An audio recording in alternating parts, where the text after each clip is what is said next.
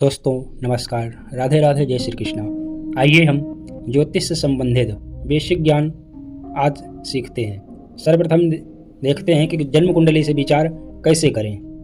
तो सर्वप्रथम देखते हैं हम इधर कि ये कुंडली में हमको 12 भाव दिखाई देते हैं, जिसमें से पहला भाव, दूसरा भाव, तीसरा भाव, चौथा भाव, पाँचवा भाव, छठा भाव, सातवां भाव, आठवां भाव, नवा भाव, 10वां भाव, 11वां भाव, 12वां भाव। ये 12 प्रकार के भाव होते हैं। ये 12 भावों से ही हम जातक के बारे में विचार करते हैं। तो सर्वप्रथम जैसे अब इन भावों में से क्या विचार करें, किस भाव से क्या विचार करना है। तो जैसे लग्न भाव हो गया, लग्न भाव से यहाँ से शरीर, सुख, आकृति, रूप, रंग, कद काठी, विवेकशीलता, आरोग्यता, आयु, आत्मबल आदि का विचार यहाँ से करते हैं। कुंडली में दूसरे भाव से करते हैं दायां नेत्र का विचार, धन, कुटुंब का विचार और वाणी का विचार। ये हम जो है दूसरे भाव से करते हैं। कुंडली में तीसरे भाव से जो होता है विचार, ये पराक्रम भाव होता है। यहाँ से हम जातक के सगे भाई बहनों का सुख मिलेगा या नहीं मिलेगा, उनसे जातक की बनेगी या नहीं बनेगी, लड़ाई झगड़ा करेगा। और जातक की श्वास नली से संबंधित बीमारियां भी यही तीसरे भाव से देखी जाती हैं। चतुर्थ भाव माता का भाव होता है, जिसमें से माता का सुख जातक को मिलेगा या नहीं मिलेगा, ये यहाँ से विचार करते हैं। जातक के पास कितना धन रहेगा, कितना स्थिर संपत्ति रहेगी, ये हम चतुर्थ भाव से करते हैं। कुंडली में पांचवें भाव से हम संतान सुख मिलेगा या नहीं मिलेगा, विद्या कैसी रहेगी, जातक के पास लॉटरी आदि का, ये जो हम पंचम भाव से विचार करते हैं। छठे भाव से हम जातक के लिए रोग, शत्रु, चिंता, कर्जा, मुकदमा आदि का छठे भाव से विचार करते हैं। सातवें भाव से हम पति या पत्नी से संबंधित विचार करते हैं। जातक की पत्नी कैसी रहेगी, जातक का विवाह कब होगा या नहीं होगा, जातक के जितने भी साझेदारी हैं, पार्टनरशिप, सभी यहीं से विचार होता है।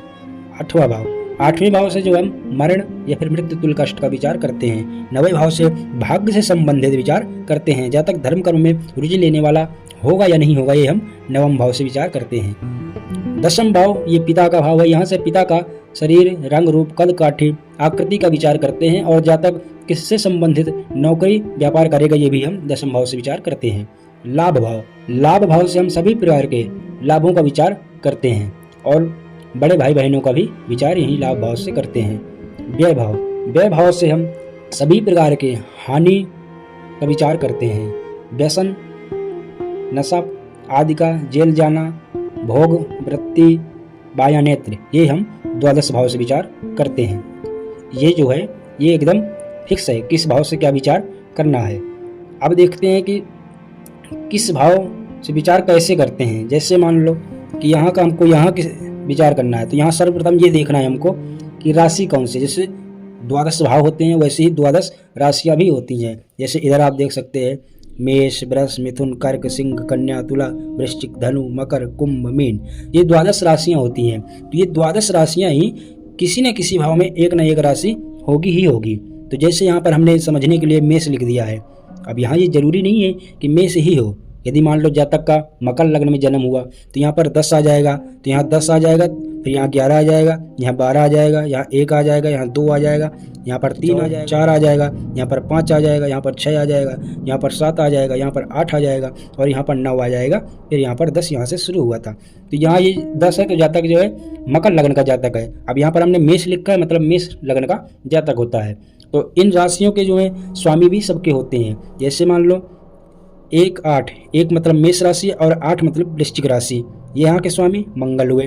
और 2 मतलब 2, 7, 2 दूसरी राशि और 7वीं राशि, दूसरी वृष राशि और 7वीं तुला राशि, इन राशियों के स्वामी शुक्र होते हैं। और तीसरी मिथुन राशि, 6वीं कन्या राशि, इनके राशि के स्वामी जो होते हैं इन राशियों के बुध होते हैं।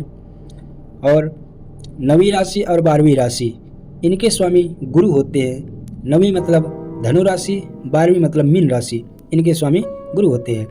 5वीं राशि सिंह राशि के स्वामी सूर्य होते हैं। 4थी राशि कर्क राशि के स्वामी चंद्र होते हैं। 10वीं और 11वीं राशि के स्वामी शनि होते हैं। तो हमको ये ऐसा याद करने में सरल रहेगा।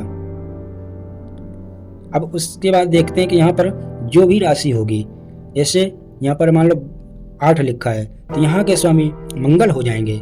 अब जब यहाँ के स्वामी मंगल हो जाएंगे तो विचार करते समय हम मंगल की स्थिति देखेंगे।